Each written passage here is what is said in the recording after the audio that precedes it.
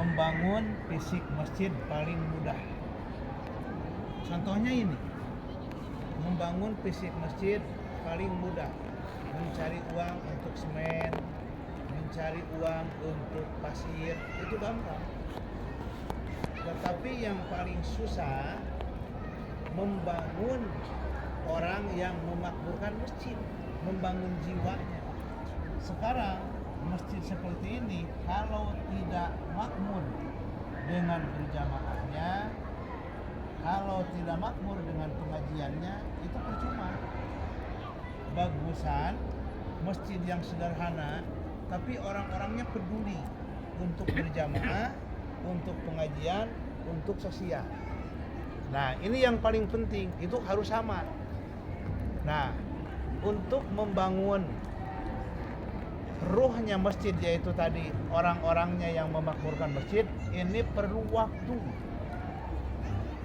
Kalau membangun masjid At-Taufik dulu kurang lebih 2 tahun lah, selesai ya, sampai beres. Itu adalah renovasi, pembaharuan.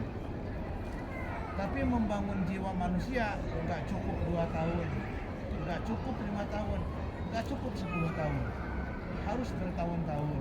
Nah, ini yang susah di sini. Nah, kalau orang-orangnya sudah ada kesadaran dalam hati, dalam kurung mendapatkan hidayah, itu orang-orang sudah mendapat keistimewaan. Jadi kalau orang sudah dapat hidayah, akan sadar hatinya, akan lunak lembut hatinya, akan baik pribadinya. Nah ini, maka kata Nabi, wa idza ra'aitum ayata ahadal masjida fashhidu alal imani lahu. Kalau kalian melihat orang yang bolak-balik ke masjid, berjamaah ke masjid, ngaji ke masjid, saksikan mereka adalah orang-orang yang beriman kepada Gusti Allah. Mudah-mudahan kita jadi orang berimannya. Itu paling penting.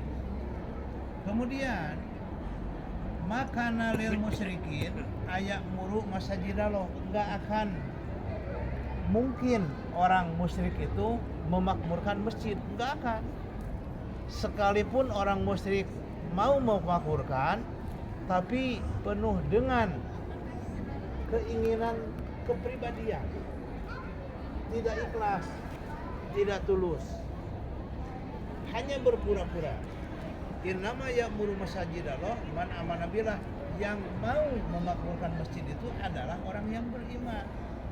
Orang beriman mah rela berkorban, rela berjuang, baik mengorbankan tenaga, pikiran ataupun materi. Nah, kita ini dituntut kalau ingin menjadi orang-orang yang memakmurkan masjid, ya harus beriman dulu.